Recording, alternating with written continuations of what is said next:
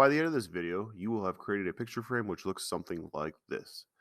Our picture frame is 11.5 by 1 foot 1.5 by an inch and a quarter thick, and it's intended for an 8 by 10 piece of glass to sit in.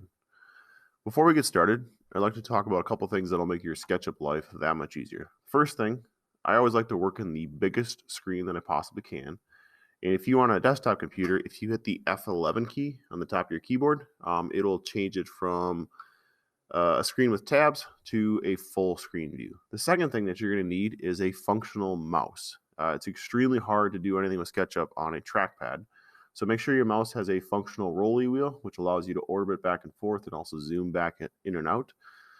The third thing that I like to have, if possible, is two screens. So that could be a Chromebook plugged in, or if you are lucky enough, like I am, to have two screens, you could have this YouTube video running on the left-hand side and be doing the SketchUp on the right-hand side. So let's go ahead and dive into it. Before we dive into it, something that I always encourage my students to do is actually learn what are called the quick keys. So the quick keys are just keys that you tap on your keyboard to activate various tools. I've made a list of those in a Google slideshow. And some of the most common ones that I use are P, Q, R, S, spacebar, C, E for eraser, M for move, and so on. If you want to pause for a second and write these down and put them next to you, it is going to make your life so much faster and so much easier. Let's go ahead and talk about what we're going to learn today. So by the end of this particular lesson, you will have learned how to set up a scene. You will have learned the difference between a component and a group. You will have learned how to use the dimensioning tool, and you will also have learned some basic woodwork joinery. Let's go ahead and dive into it. When you open up your SketchUp design, you will not have a picture frame. You will have a blank slate, and there's typically a lady or another sort of avatar that's featured in there. You can select that and delete that person, or you can leave them in place. The next thing that I'd like you to do is please make sure you click up here, and this should say Untitled. If you click on it, you are going to enter your file name, and you're going to click Save. Please don't assume that Trimble is automatically going to save for you. I always like to check occasionally that this is grayed out up top and it says saved. If your computer happens to crash or you happen to lose internet connectivity, it's just a good habit to get in to actually go ahead and save something. So the first thing we're going to do is we're going to talk about quick keys, and I'm going to try to pause every single time. I'm going to show you what the quick key is. So the quick key, for example, for the pointer button is the space bar. If you want a paint bucket, that would be the P, or sorry, push button is P button. If you want a paint bucket, that's the B button. And I sort of actually just do this intuitively. I've done SketchUp enough that I would say that I'm pretty fast at it. And I actually don't even look at my keyboard, and I can tap that key and activate the tools. So the first thing I'm going to do is actually I'm going to draw a rectangle, which is 11.5 by 1 foot 1.5. Additionally, I'm going to hit the F11 key on my keyboard to activate the full screen view. Once again, I like to work in the biggest screen that I can. Now, a really common mistake for somebody that's starting out with SketchUp is you cannot actually physically click down here to enter in dimensions. And I don't really know why that is, but I don't even pay attention anymore. So for a rectangle tool, rectangle starts with an R, so I'm going to tap the R key. Rectangle tool is also located over here about midway down. If you hover on top of each of these items, it'll tell you roughly what they mean. So rectangle is 11.5 by 1 foot 1.5 inches. So 11.5 is, I'm just going to type in 11.5 inches, comma, 1 foot is also known as 12 inches, plus 1.5 inches would be 13.5 inches. So there's two ways to type that. I'm just going to convert these all to inches because I find it easier. So I'm going to rotate my view by adjusting the rolly wheel, okay, and you can zoom in and out, and I'm going to try to get it somewhat of a overhead view, if you will. Tap the rectangle key, and if you look down here in the bottom right of my screen where it says dimensions, you can see how the dimensions are starting to increase or decrease. I'm going to let go of my mouse entirely, and I'm going to type in 11.5 shift inches. That inch symbol is right next to your enter key on your keyboard. Then I'm going to type a comma to differentiate the dimensions by 1 foot 1.5, which is also known as 13.5 inches. So we'll type in 13.5 shift inches, and we'll hit enter. Now, your rectangle, it could be oriented in a different direction. It really doesn't matter. Or if you're zoomed in or zoomed out, your rectangle might look just a little bit different than mine. That is totally fine. So the next thing we're going to do is we're actually going to set up a scene. And I'll talk about why we're going to set up a scene here in a second. So let's go ahead and do that. On the right-hand side, you're going to see this little play button, which is 1, 2, 3, 4 up from the bottom. We're going to click on it. And it should pull you to something that looks like this. And currently it says there are no scenes in this model. So I'm going to click the plus button to add a scene. And you'll see that scene 1 has been created. I could relabel that as top view, side view, whatever else I wanted to do. And let's talk about why this is important. So a typical mistake that a student will make is they will end up sort of lost way out in space. Okay, they can't see where they are. Maybe they're upside down. They don't really know how to navigate yet. If you end up lost in space, what you can do, and if you did this right, you should be able to do this, is go back down to that scenes button. And I'm going to click on the scene that I just created. And you're going to see here in a second how it actually snaps me back to that exact same view. This is awesome for when you're printing actual blueprints. You can set up a really, really good view where you can see all your dimensions and always snap back into that particular view. All right, the next thing we're going to do is we're actually going to use a tool called the offset tool, and we are going to draw this rectangle on the inside. Now, if I remember correctly, these are these are 2 inches. Okay, so we're going to use the offset tool. And the offset tool is actually located on the left-hand side under push-pull. And you are looking for this symbol right here. And if you notice how it says offset, and then there's an F in parentheses after it, that F means that that is the quick key. So if I tap F, so let's go F, that was bucket, sorry. It automatically pulls out that offset tool. So I'm going to click, and I'm going to start dragging. I did not like that, so I'm going to Control Z or undo. I can also go up here and hit undo. So I'm going to hit F, click. I'm going to start dragging. I'm going to let go of my mouse. I'm going to type in 2, and I'm going to hit enter, and that is a 2-inch rectangle on the inside there. Now, the next tool that I want to find is actually my push-pull. So push-pull starts with a P. It's also located on the left-hand side here under push-pull, and I'm going to go ahead and pull that up, and I'm actually going to type in 1.25 or 1.25 inches. So for the sake of this, I'm going to show you how to type in a fraction too. So I'm going to type in 1, I'm going to do a space, and 1 1/4, and then I'm going to hold on the shift key, and I'm going to activate my inch, which is the asterisk. And this little symbol right here is right on the left-hand side of your enter key. If I've done that, then what I can do on my keyboard is hit the enter key, and it'll automatically snap it back to that particular dimension. This is a good segue into starting to add dimensions into your item. So if you want to measure something simply, you can just tap the T key to activate the tape measure. And I could measure from corner to corner, and I can see, hey, yes, this is 1 1/4 inches. Or if you want to add permanent dimensions, I can go to that tape measure tool. And underneath that tape measure tool, you're looking for this right here, which is the dimensioning tool, which is 2 red dots and a little 3. I'm going to click here, going to click here, and I'm going to click a 3rd time. For every single dimension that you put on your design, you need to click 3 times.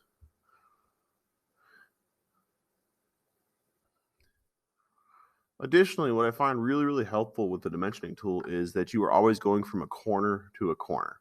So let's go ahead and zoom in. And if I were to try to dimension from this line to this line, SketchUp does not necessarily know where to attach to. So sometimes what I'll do is I'll actually tap the L key to activate the line tool. And let's try that again. L key to activate the line tool. And I will draw a temporary line there. And SketchUp needs a 90-degree angle or a corner, if you will, to snap to. Then what I could do is actually go back and I could put a dimension in here. If this line would be confusing in the actual build, I can hit the spacebar key to activate my pointer tool, or I could go over here and then I can hit the backspace or delete key and I could remove that particular line. So once again, with the dimensioning tool, corner to corner is the best. Worst case scenario, you might have to draw a temporary line. I'm going to go ahead and undo that by hitting the Control Z key a couple times. You can also hit undo up here.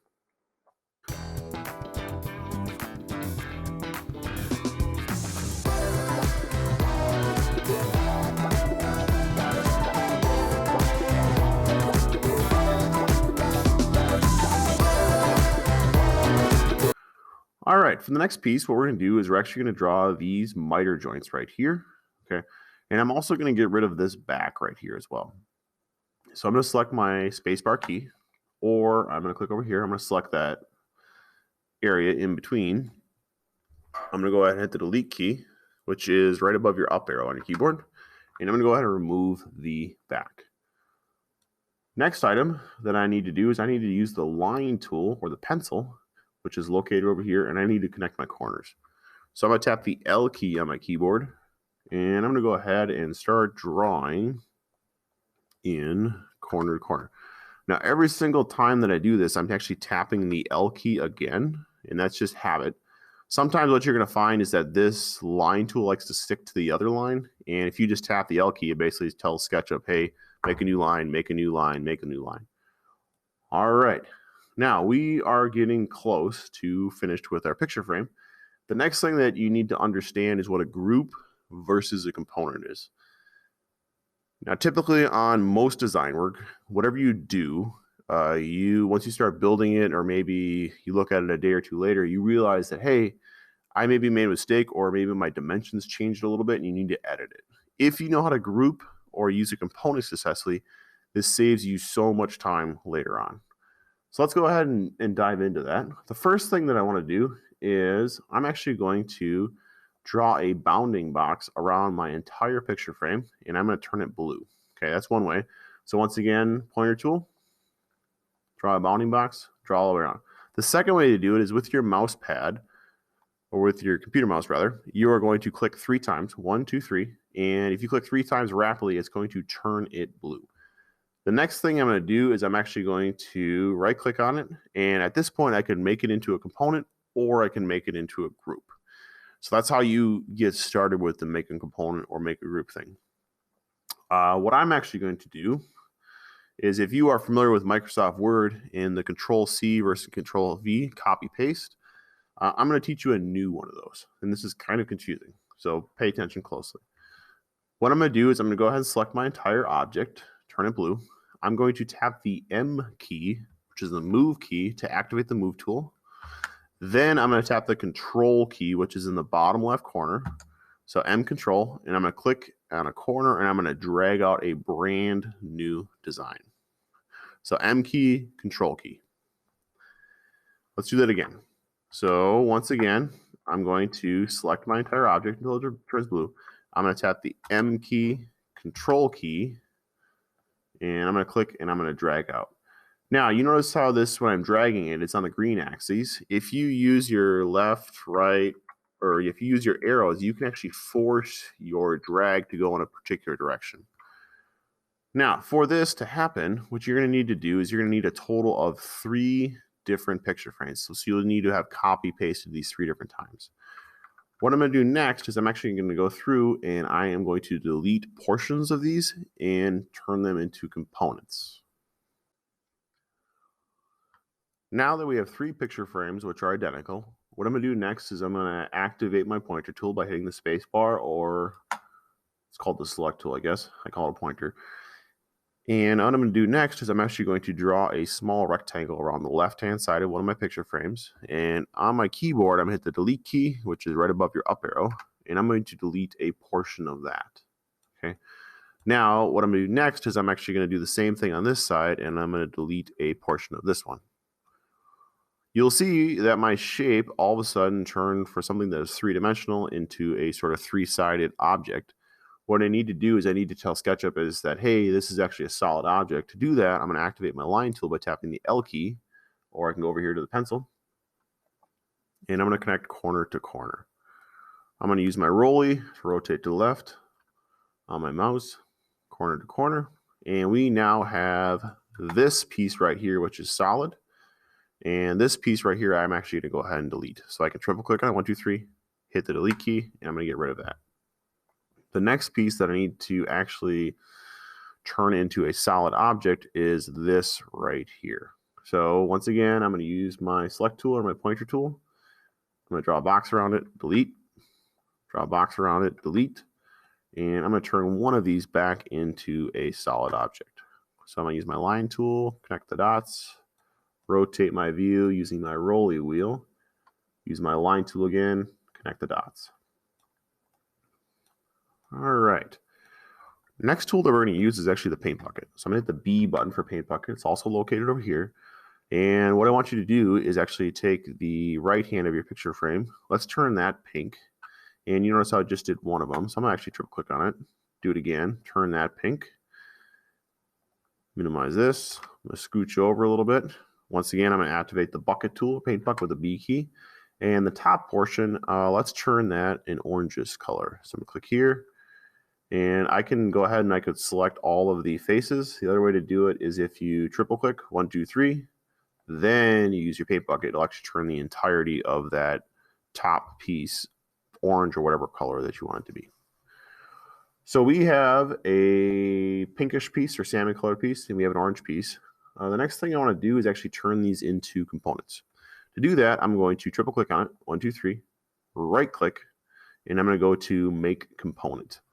So with the component, what you're doing is you're basically making an item that can be copied and cloned really easy. So I'm going to call this top piece.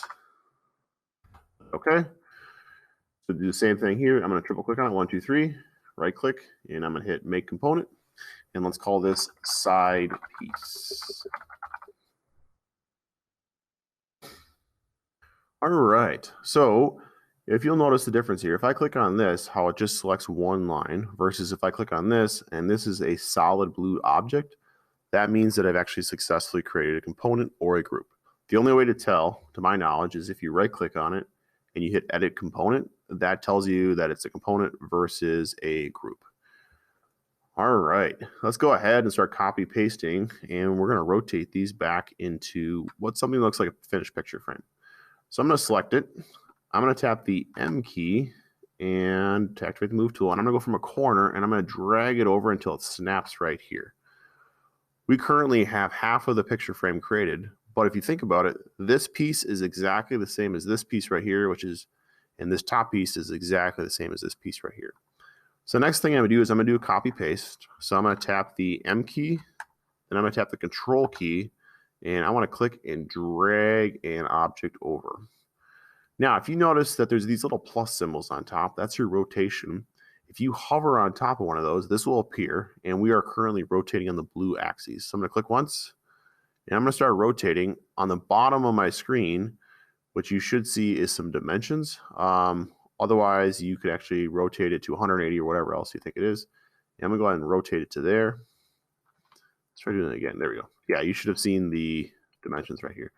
Now I'm going to tap the M key again, and I'm going to drag this over and snap it into place. So we'll do the same thing on the top.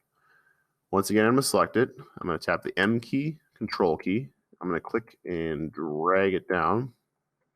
If you're struggling to drag it in the right direction, if you start tapping the arrows on your keyboard, you'll see that it actually forces you in a certain direction. So I'm going to get it close, and then I'm going to hover on top of it. I'm going to click, and I'm going to rotate. And if you look at my angle down below, I need to rotate it at -90. So if you're struggling to get to that point, what you can do is actually type in -90, enter, and it'll automatically snap it to whatever that rotational angle is. Next thing I'm going to do is tap the M key again, and I'm going to move this up to here, and I'm going to snap it into place. Now, why is this important to have a component versus a group and not just to draw a simple shape? So the cool thing about a component is if I go ahead and I select my pointer tool, and let's say I double click on this, or triple click, sorry, and I want to edit this piece. The cool thing is if I pull this up, it edits everything else that is the same as it. So this is the top piece, this is the top piece component. Let's say I had 100 of these. If I edit one, it's going to edit the other 99. So I don't actually want to do that, so I'm going to Control Z. With a group, if you were just to group those, basically that just locks that shape, and it doesn't allow you to, anything that you draw on top of that shape isn't editable. With a component, if you edit one, you're going to edit them all.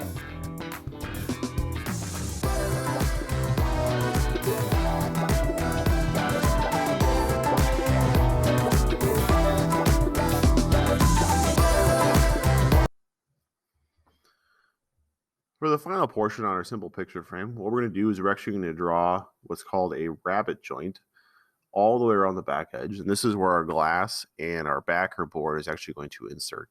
So if you notice here how these pieces of wood, which we're going to cut out, actually have a little bit of an indentation in them. What we're going to do is we're actually going to jump back over to the design we've been working on, and I'll show you how to draw those. So I'm going to use the hand tool, H tool, to pan to the left here.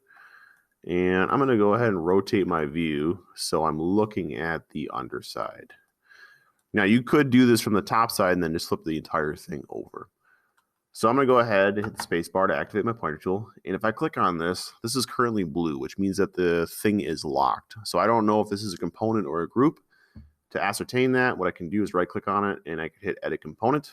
The other way to do it is if you click on it once, twice, 3 times in rapid succession, it'll actually open it up.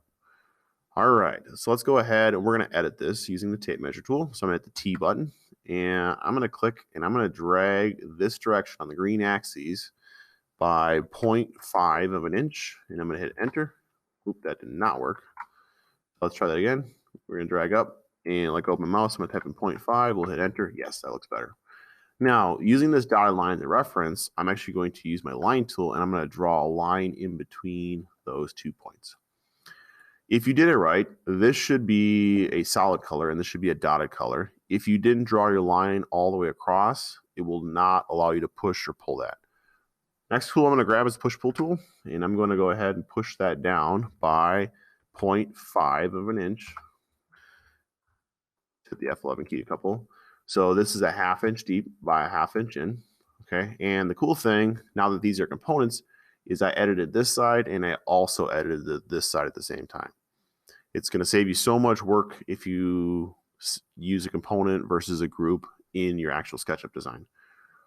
All right, I'm going to go ahead and I'm going to jump out of this. So I'll use my selection tool and I can right click on it or I can just simply double click on it and you'll see how it actually turned back into non-grayed out colors. So let's go ahead and open this one up. I'm going to click on it, right click, and I'm going to edit component. The other way I could do is I could click on it 3 times. I need to connect this corner to this corner. To do that, I'm going to use the line tool, and I'm going to draw across. Then I'm going to use my push-pull tool, which is the P button. Line tool is L, push-pull is P, and I'm going to drag it down. And I don't know if you caught what I did there, so let's do a Control Z. So if I click and hold down my mouse, and if you see this dotted line that appears, if I hold it along that edge, it's saying, hey, SketchUp, push-pull it to that point, snap to that point, and I'm going to let go. Okay, we are doing well. I'm going to hit save just to make sure. And then what I'm going to do next is I'm actually going to go ahead and rotate my view back to my top view. And the final thing that I need to do is go ahead and add some dimension to these lines in. These lines, if you want to get rid of them, you can simply draw a box around them and delete them. The other way, the better way to do it is if you go over the eyeglasses here and you go to delete all guides, it'll remove those dotted lines for you. So if I'm going to build this, I need basically all of the dimensions. To do that, I'm going to use the dimensioning tool, which is located on the tape measure. Click on the 3. I'm going to click once, I'm going to click twice, and a 3rd time. Once again, corner to corner. And if I click right here, it's going to assume that I want to move this thing. So I'm going to go to the opposite corner, click once, I'm going to click twice, and a 3rd time. And I already have my thickness here, which is 1.25 inches. The other dimension that I'm going to need is the depth of this. So when we cut that on the table saw, we'll know, oh, that's 3/4. And if you wanted to put a dimension down here, you could. If you hit the K button, which is a cut through, you can sometimes go from corner to corner and you could drag it out to somewhere that you can see it. At this point, our design is ready for fabrication. We will actually do something called a biscuit joint right here in the shop. But that is really doesn't impact our overall design. If this was a funky angle, we could actually figure out what this angle was, but I know that this is actually a 45-degree angle. So when we cut it on the miter saw, we can just go ahead and set our miter saw up at exactly 45. I hope that helps. If you have any questions or comments, please feel free to throw those. And don't forget to hit subscribe if you are someone other than a student.